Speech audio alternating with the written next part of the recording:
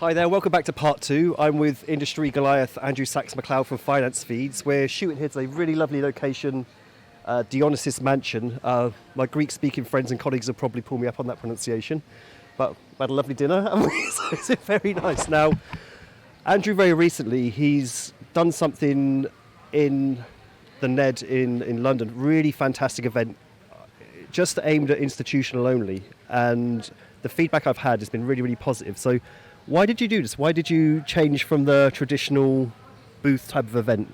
Well, the main reason for actually hosting that particular type of invite-only event, and that's actually been a Finance Feeds philosophy ever since founding the company, was that it is really a very important way of conducting business relationships, is to get the relevant stakeholders within our industry to be able to meet very high-level senior executives in the wealth management, portfolio management, proprietary trading and listed derivatives sector, who have been around for a very, very long time and are highly established and have done a lot to develop their own business, but never the twain meet somehow. And I don't know why that is. It's always been that the retail electronic trading sector has stuck to its own, very much its own side, and the providers that give them services, brokers services such as liquidity and various other institutional B2B services for the retail business, always seem to market to the same entities. And it's got to the point where that's a very saturated market.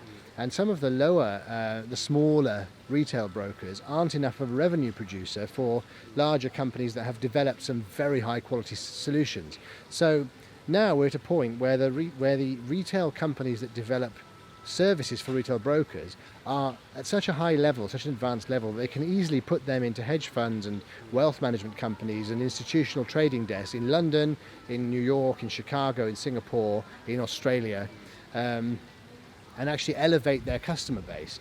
So to be able to do that, you need to have invitation-only conferences in major financial centres, and certainly London. I mean, London was the birthplace of capitalism and is the number one fintech and institutional trading technology centre for the whole world, and it's also the tier one bank centre for the whole world.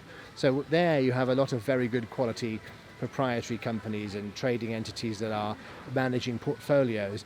And if you've got a portfolio of let's say you're a trading entity that has less than 50 million balance sheet, then really can't go to a tier one bank because they won't give a direct prime brokerage agreement to a company with less than $50 million or £50 million in the UK.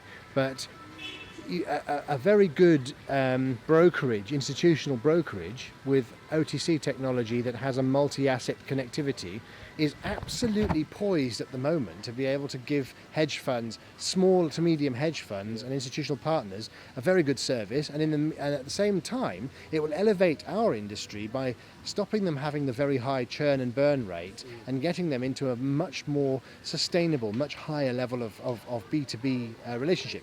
And that means having to actually focus them on having an invite-only, very well-resourced conference where thought leaders actually speak at the conference, and we have the high-end traders who have 30 or 40 years experience come to London to be able to actually, and the one we had, as you mentioned, in the NED just last week in London, actually the panel speakers were algo developers from Silicon Valley, 40 years experience. One of them developed the quantum computer system for the US Department of Defense and is a long-term trader using quantum technology. Another is a company that made its own platform and connects itself to the Chicago Mercantile Exchange, and its own platform is purely for in-house use only. So these are the sorts of companies that by channeling in the right direction, working with Finance Feeds, your brokerage can get itself involved with. I mean, it's quite a brave way of doing it as well, because you could have just done the old tried and tested path of the traditional way, should we call it. Were you worried about actually filling the room? No, actually, because I think it's really important now, because of some of the tried and tested ways that exist and very little actual opportunities outside of that. It's got to the point where there isn't so much business development available in that channel anymore. So by having by actually guaranteeing good quality companies that they will be able to meet with very relevant decision makers from all around the world who have got a high quality client base and their own infrastructure and their own systems, it's a very easy to be able to get good quality brokerages and service providers to come, because they all ultimately want to get into that sector. It's a very elegant, I guess, is the best way to portray your brand or to attend an event like this. Like we said, it's not the same way of getting your brand out there. So how would you advertise or promote your brand in a place like this? Well, actually, it's really quite easy, because my network, my own personal network, and my contacts with good quality financial institutions and professional trading entities and software companies is 30 years long, and dates back to the beginning of my career. And actually, I've kept up all of those and furthered it all the time. So, being able to actually locate the right people to come and actually present at the conferences in front of brokerages and offer their services to them to be able to bring on board better clients is easy, as long as it's done on an invitation-only basis. I don't really think there's any need for promotion or for advertising, because we will do it internally on an invite basis. And 120 senior executives from all over the world came to the NED last week, and the discussion was absolutely lively. It was very, very entertaining and very important, and some of the taboo subjects were raised and solutions to those were found, and more importantly, business deals were done. Okay, so if I was coming to you, let's say in my daytime job, for example, in institutional trading, what solutions could you have for me?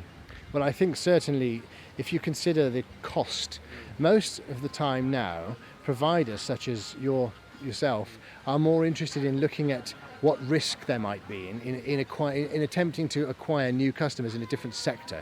And I fully understand that, because over the years, many companies have attempted doing the same thing over and over again, and it's very expensive, and it's getting more and more expensive to achieve a lesser result. So really the important factor is to meet the right people and get new contacts on board with long-established companies, not with new startups, not with third-rate companies in very far-away places which are never going to survive and can't bring on board good quality customers, or are going to have to spend a lot of time holding their hands. This is white labelling, and it's a very old-fashioned thing of the past. It's basically a lead exercise which leads nowhere. So having invested in your own technology, the way would be to go to some of the prop shops, companies that have got their own platform, integrate that and get their client bases on board, which ultimately lowers the cost of operating your business and brings a better quality of customer on board, and by association raises the profile of the company and its providers and everything else. And I think my interactions with people in the industry recently is that everybody wants that. We've got some very astute people in this business, and all of them have committed themselves tremendously to getting the best quality, most efficient execution, the most efficient way of connecting to a brokerage, the most effective platform developments and market integration and order matching. It's a terrible travesty to waste that on companies that aren't going to provide any real business and will be around for 6 months. Better to send that to hedge funds and professional traders. And in London you have so many, in Singapore you have so many, in Sydney you have so many, in Chicago. This is the way really to sustain our business at a much lower cost and elevate the standard of it. I agree totally, because I think for too long the prime of prime industry has taken the easy money of trying to get that white label. Yes. You know, it's money to be taken very, very easy, and they've not put the hard yards in of getting the cream of the crop, where the real money is, where the knowledge is, and where you can really build yourself a good brand in the future. Like, for example, in Vast, you see them, okay, they've got a huge following they'll provide a feed and execution service to retail brokerage, but also they're shooting for the stars of hedge funds as well. So it's really interesting what you're doing. So thanks for that. I know you're